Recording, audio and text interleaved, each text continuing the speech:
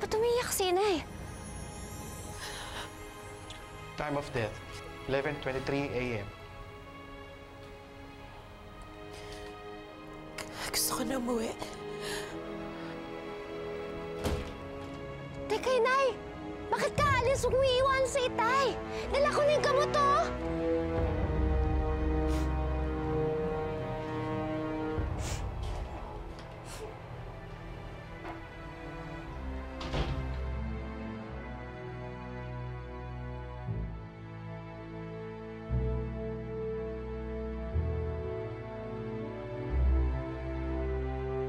Nurse, pakiayos na yung pasyente.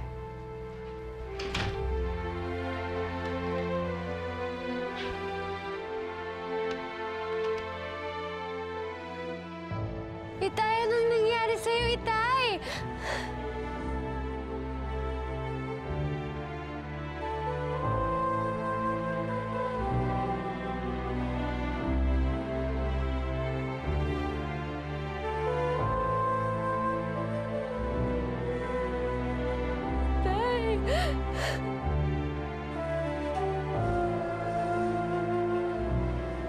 Mabuti na lang nakagawa ako ng paraan para malinlang si Dorfina na ang lahat dito sa kaharian ay maayos at nasa mabuting kalagayan ng ina niya para mabigay niya yung gamot sa kanyang ama. Kung ganoon, bumalik na pala siya sa kanyang pamilya. Hindi niya na tayo muling gagambalain pa. Sana nga, Juliano. Sana nga hindi na natin siya muling makita pa. Pero hindi ako matatahimik hanggat duwende siya. Kailangan bumalik siya sa pagiging tao para hindi na siya makabalik dito sa kaharian.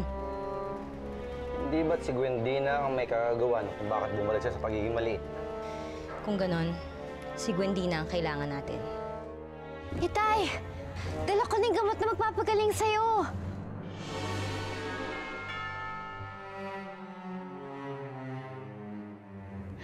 Itay! Bakit hindi ko marinig ang tibok ng puso mo? Hindi, Tay! Hindi pa huli ang lahat! Hindi ka papatay, Tay! Dala ko na yung gamot mo, Tay! Gagaling ka!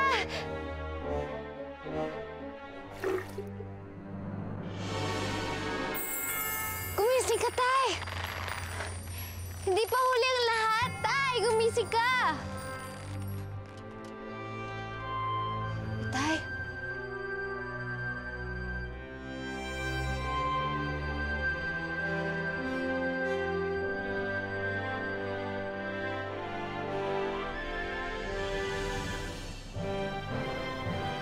Ina.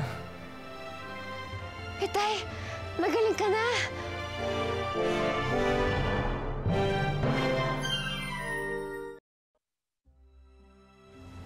Tay, magaling ka na. Ina? Nagbalik ka na? Bumalik ako para sa inyo, Tay. Para gumaling na kayo.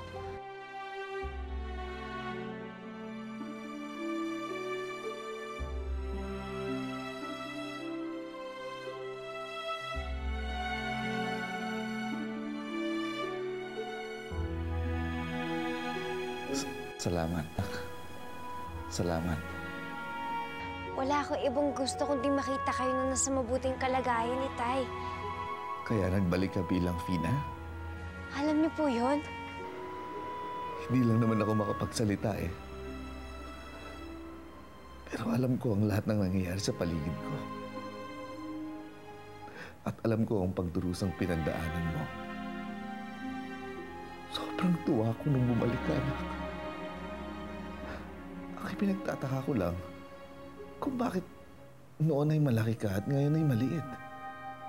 Hindi ko rin po matiyak. Pero may suspecha po ako na si Gwendina may gawa nito. Isa siyang duwende sa kaharian. Hindi na mahalaga kung maliit ka o malaki, anak. Ang importante nagbalik ka. At ngayon ay magkasama na tayong muli.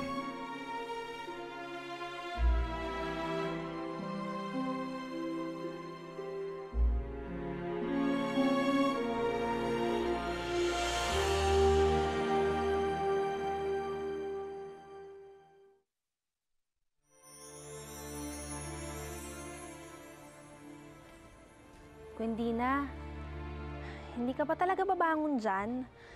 Ilang araw mo lang hindi ginagalaw yung pagkain mo. Wala akong pakialam.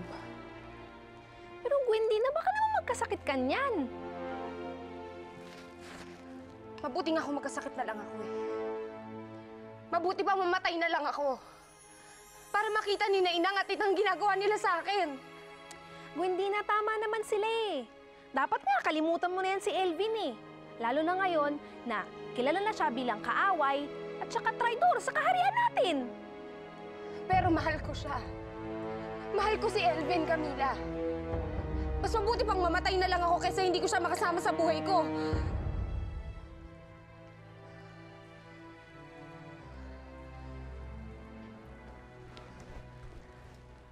Gwendina, inuutos ko na palakihin mong muli si Dwarfina.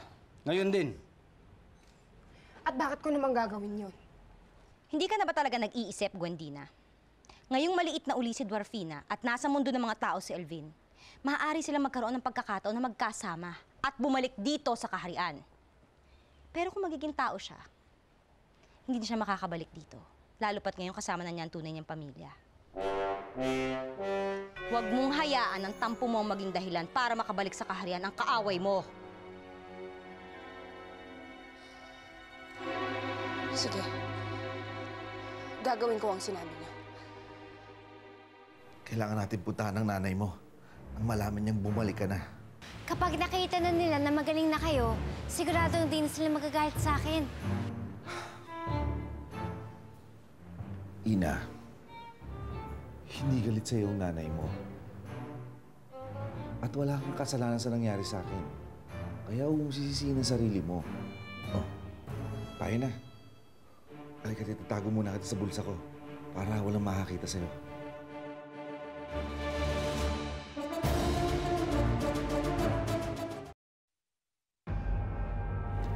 Tama na po yan. Umiyak. Wala na si Carto. Parang tayo po yung pumatay sa kanya. Hindi ho, Nay. Hindi po. Ginawa lang po natin yung nararapat. Huwag niyo pong sisihin yung sarili niyo. Wala po tayong kasalanan. Nay, ginawa lang natin yung dahil mahal natin siya.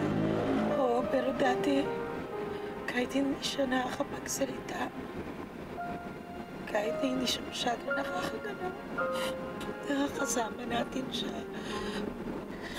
Pero ngayon, hindi na natin siya makakasama. Hindi na rin natin siya makikita. Tahimik na si Itay.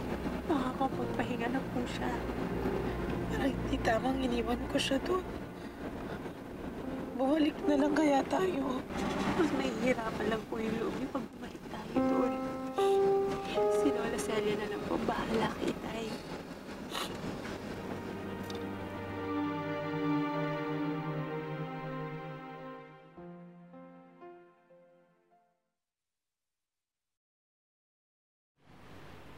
Sino ka? Anong ginagawa mo dito sa kwarto ng pamangkin ko?